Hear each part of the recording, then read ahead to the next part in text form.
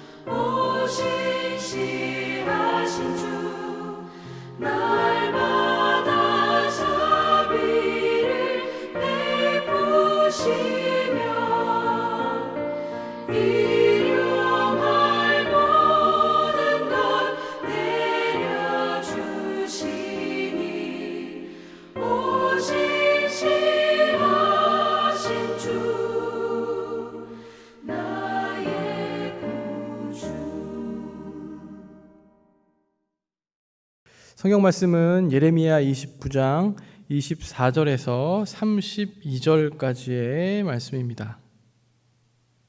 너는 느헬렘 사람 스마야에게 이같이 말하여 이르라.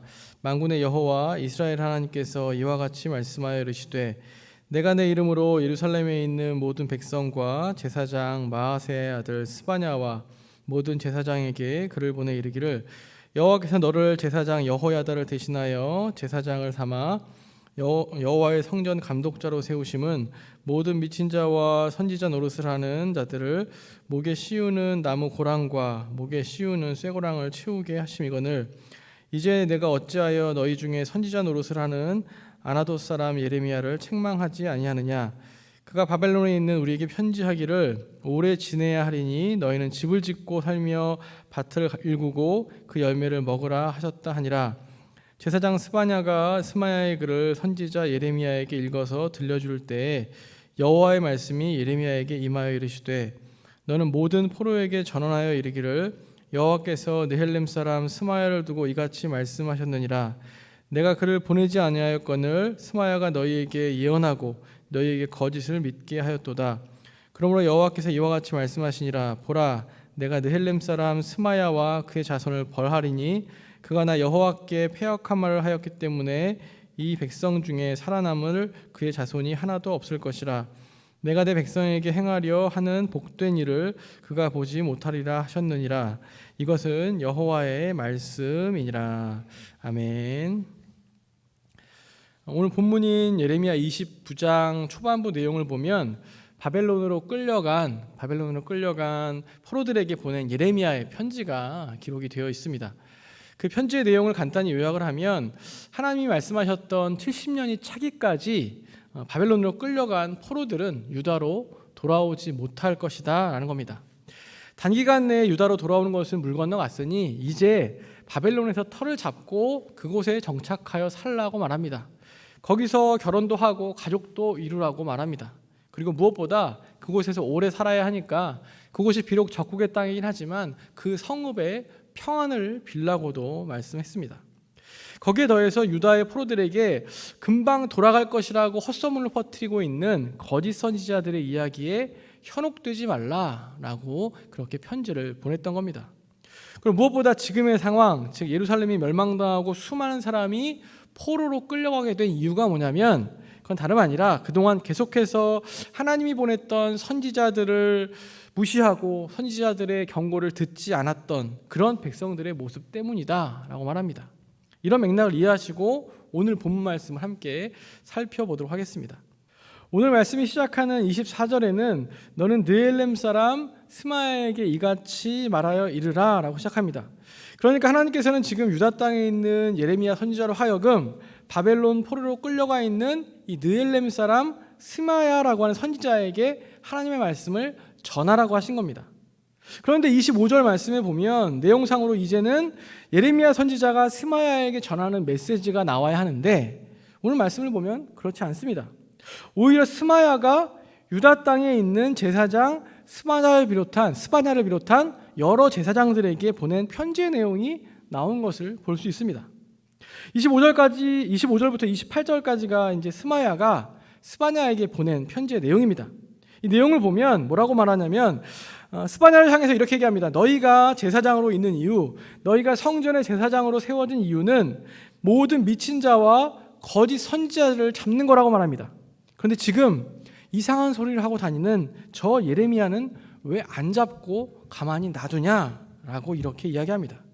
게다가 예레미야가 이 바벨론어 편지를 써서 뭐라고 하고 있냐면 지금 가뜩이나 포로 생활에 힘들어하는 백성들 그리고 거기서 빨리 하루속히 고향으로 돌아가고 싶어하는 백성들에게 너희는 거기서 오래 지내야 하니까 거기서 정착하여 살라고 그런 절망스러운 메시지를 편지로 보냈다는 겁니다. 우선 여기까지의 상황으로 보면 이 스마야라는 사람은 유다에서 나름대로 권력이 있던 사람으로 보입니다. 성경에 이 스마야라는 인물이 여러 명 나오는데 다들 이렇게 어떻게 되는지 동명의 사람들이라고 보시면 되겠습니다. 하여간 오늘 본문에 나오는 이 스마야는 나름대로 힘과 영향력이 있던 사람으로 보입니다. 지도자였던 거죠. 그러니까 유다에 있는 제사장들에게 편지를 보내서 그 예레미야를 헛소리하고 있는 예레미야를 가만히 놔두지 말라고 이렇게 이야기한 겁니다. 또한 중요한 건 스마야는 예레미야 선지자와는 전혀 다른 메시지를 백성들에게 전하고 있었습니다. 예레미야 선지자는 70년이 차야 포로에서 돌아오게 될 테니 바벨론에서 잘 정착하여 살라고 편지를 보냈습니다. 하지만 스마야는 포로들에게 말하기를 우리는 곧 유다로 돌아갈 수 있다. 조금만 버티면 고향으로 돌아갈 수 있다라고 거짓 이야기를 퍼뜨렸던 겁니다. 하나님의 뜻이 아니라 자기의 소망, 자기의 의견을 백성들에게 전한 겁니다. 단순히 말하면 이 스마야라는 사람 역시 당시에 여러 거짓 선지자 중에 한 명이었다라고 이렇게 볼 수 있습니다. 이렇게 거짓 선지자 스마야가 보낸 편지가 유다로 도착을 했습니다. 그리고 제사장 스바냐는 예레미야에게 이 편지를 읽어주게 됩니다. 그런데 그때 그러니까 제사장 스바냐가 예레미야에게 스마야가 보내온 편지를 읽어줄 때 여호와의 말씀이 예레미야에게 임했습니다.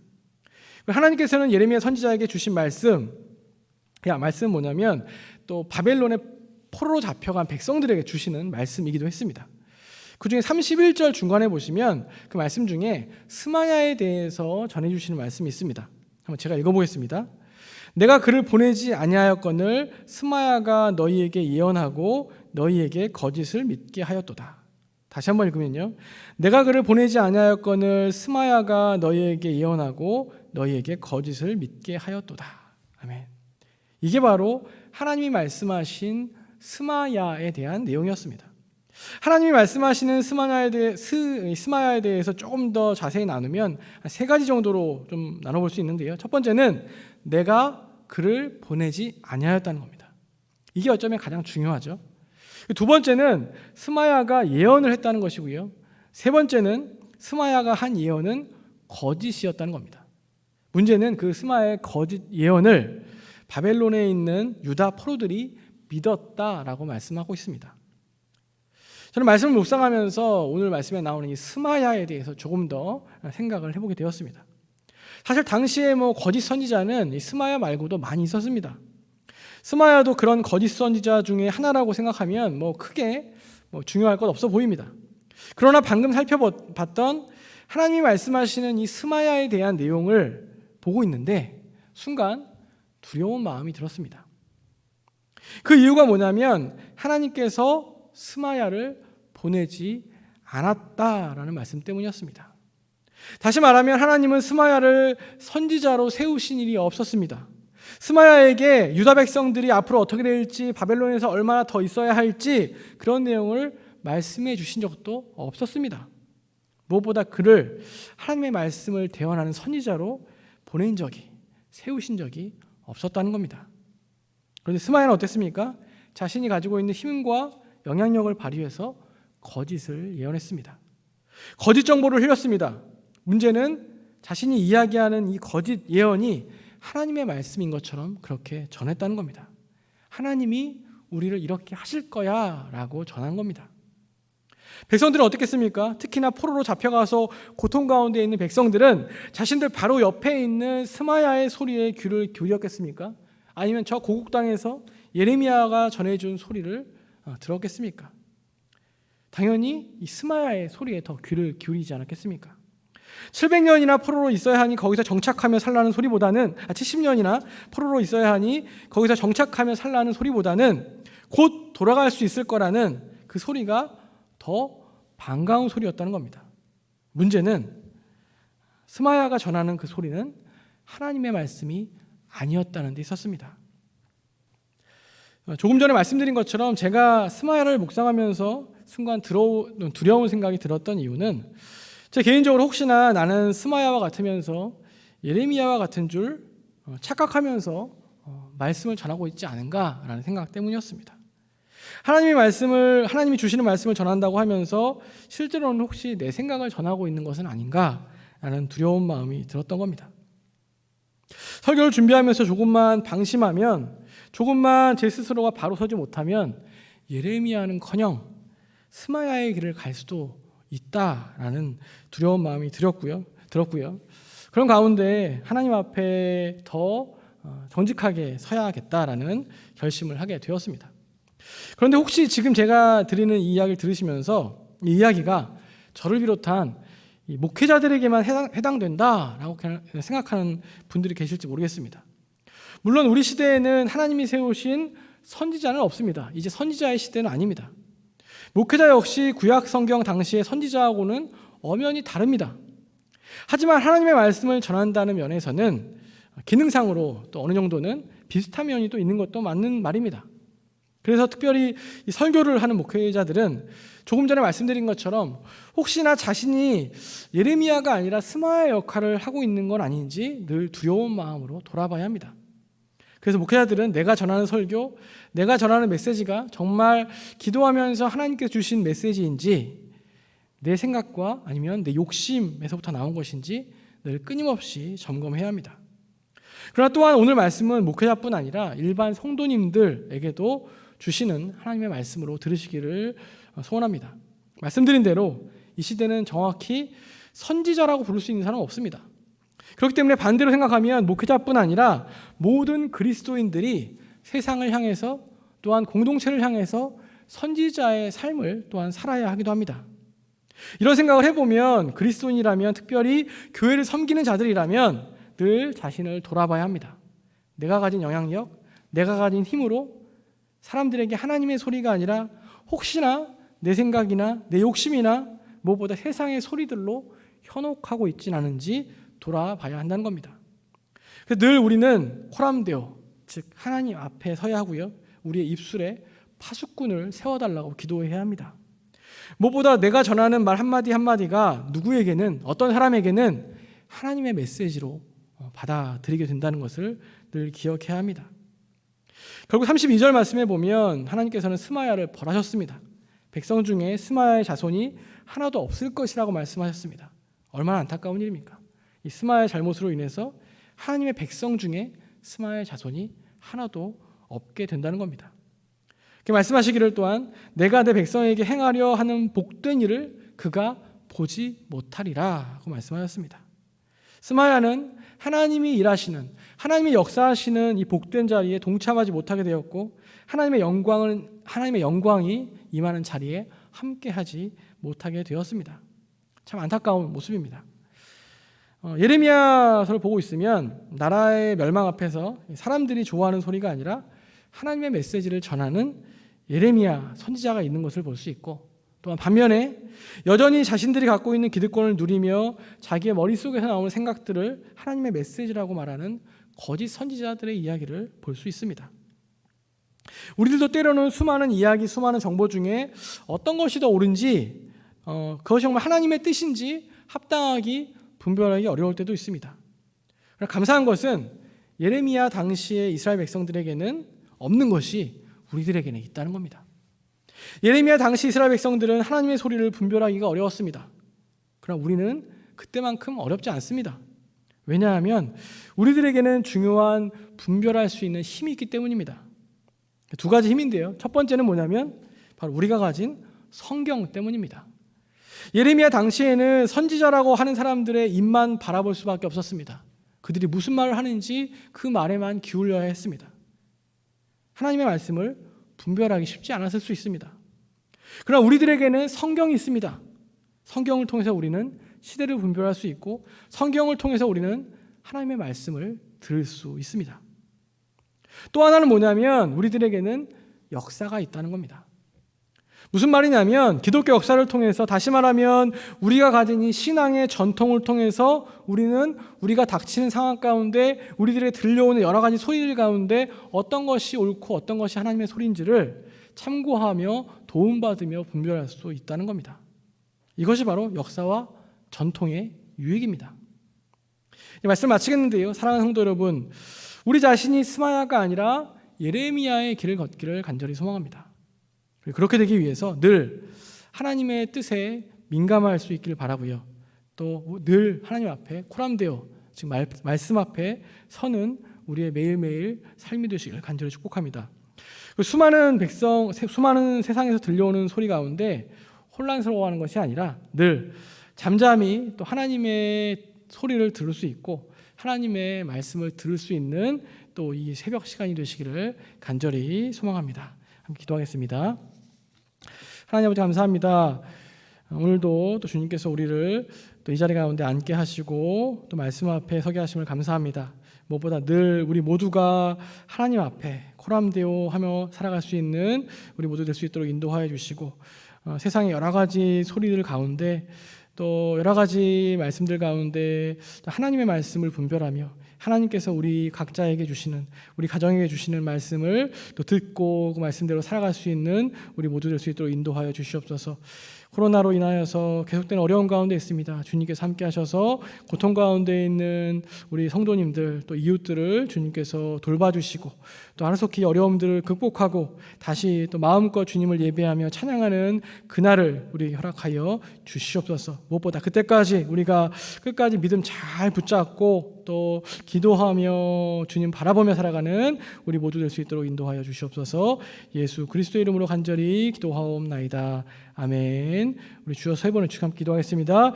주여, 주여, 주여.